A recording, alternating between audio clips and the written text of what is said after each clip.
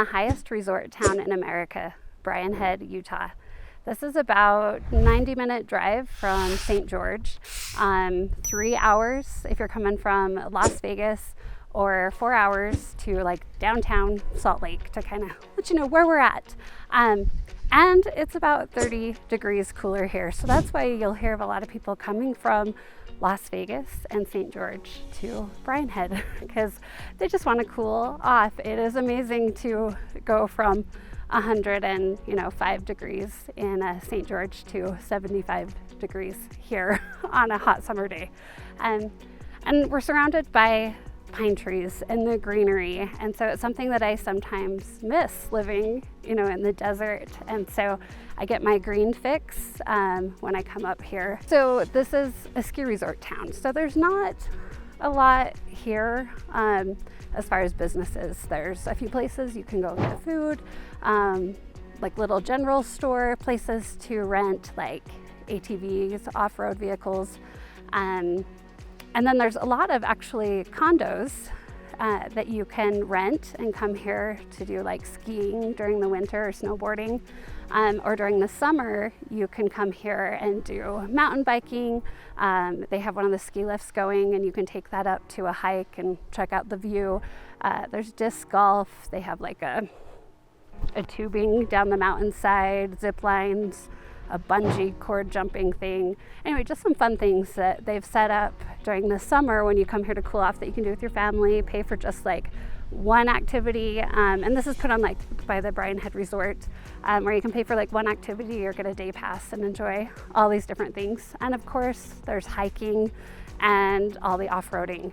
So really like a lot to do here. In fact, I was going to share with you a few of like our favorite places to go. One is Bristlecone Pond. It's kind of surrounded by condos. It's kind of like there at the core of Brian Head. Bristlecone Pond. You could go kayaking on it. Some people go swimming in it. I haven't seen a lot of people in it because it's still kind of chilly up here, even when it's the hot part of summer. And then they have like volleyball and just a grassy area and pavilion. And anyway, you'll see a lot of people just relaxing and playing in that area, and the playground, and is it tether ball where you're like hitting the ball around the pole. We've had fun with that as a family.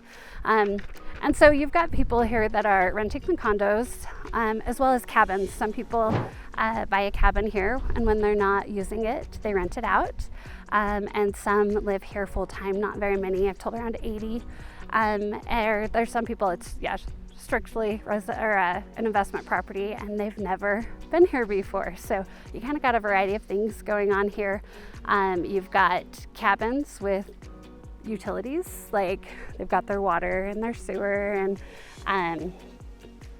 electric, all that stuff. And then you have total off-grid properties that have solar panels, generators, water tank, those kind of things, or just a lot where they park their trailer. And so if you are looking to buy here, it's making sure you understand, if you're just buying a lot, like what can I do with the lot is important to know and understand. So if you were to go like 5 minutes past Brian Head on Highway 143, there's Cedar Breaks Monument, and there's some points where you can pull off, and it is gorgeous red rock. I mean, it's truly breathtaking. There's also some trails there that you can take and then get little glimpses of the red rock through the pine trees.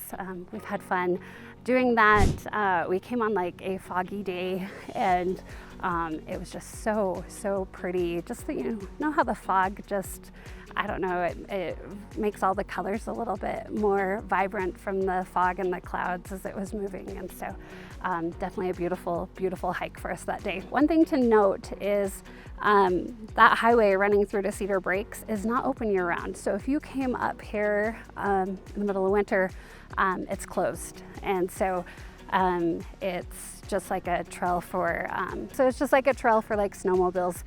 You couldn't drive through there. And so as some people have maybe heard of Duck Creek, and so that's normally maybe the road you would take through to go to Duck Creek, you would have to take an alternative route. It adds maybe like 10 minutes, I think, 10, 20, it's not much. And so, but just to know that that is closed during the winter. Another place that you might want to check out is Brian Head Peak.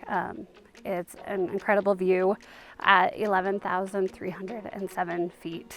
I should also mention, there are some lakes not too far away.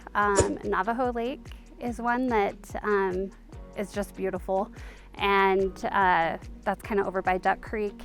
They have, you see a lot of boats and kayaks and paddle boards and fishing and all kinds of things going on there. You will have, like, I think absolutely no internet or phone service there. At least last time I was there, I didn't. So it's really like getting away from it all. It's pretty spotty what kind of service you have up here in Brian Head. Every once in a while a text message comes through, but be aware of that with the cell phone service. And another lake is Panguitch Lake. That is like 18 miles away. So if you want to enjoy the water, that's really not too far away as well. Anyway, if you can't tell, this is a place that we love to come to. Just be aware that if you're coming from a really hot place, it can be colder here. Like I said, the 30 degrees right now, that's super nice, but I have come up here times to show properties and didn't remember the difference and found myself a little cold. So bring a jacket, a coat, depending on what time of year you're coming, to just be prepared. Check the roads if you're coming during the winter to see, you know, in the weather, see what's happening. Though they plow the roads, it is a high elevation, so you don't want to be driving it in a big snowstorm. So just some of those things to watch out for, but overall, it is a beautiful place that we love to come to. As you can see, I love talking about this area, so don't hesitate to reach out. All my contact information is below. I will talk to you soon.